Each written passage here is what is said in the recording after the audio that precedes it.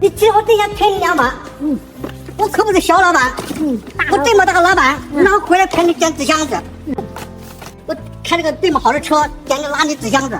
捡纸箱子？哎呀，我的亲妈呀！你开着宝马车捡废品的你见过吗？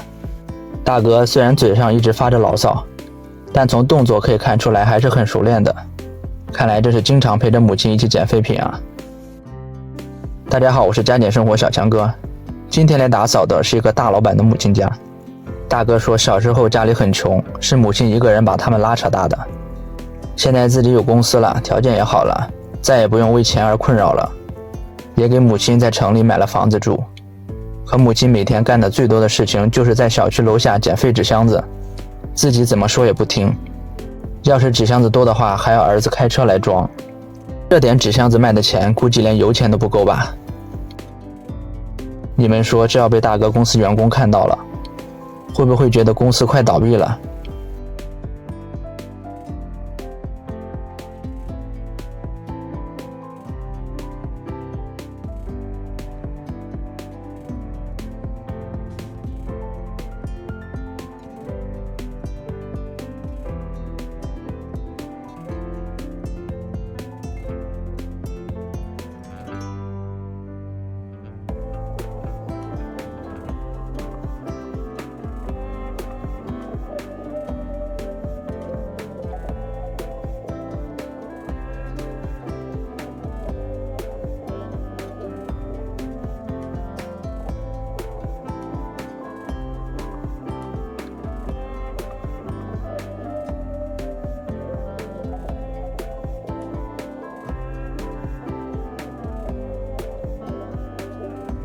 整个家里的阳台、卧室、客厅都堆了很多纸箱子，全部卖掉也就几十块钱。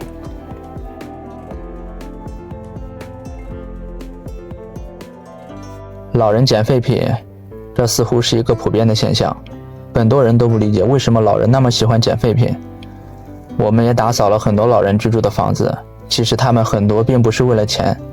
许多老人在农村住习惯了，在这个连邻居都可能不认识的城市里，会感到孤独、无聊，缺乏生活的动力。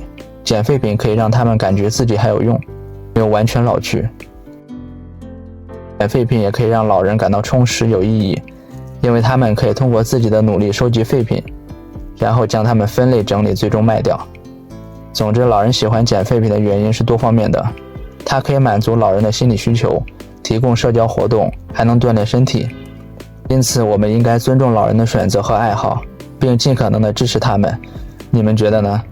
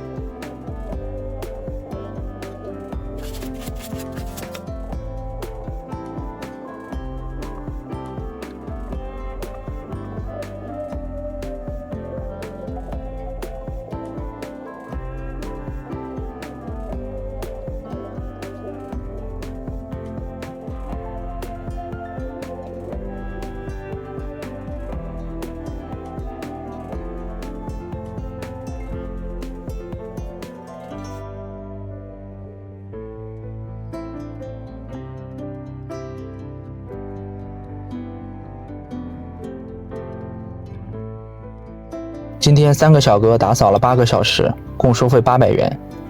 你们觉得这个价格合适吗？我们打扫的干净吗？请在评论区留言。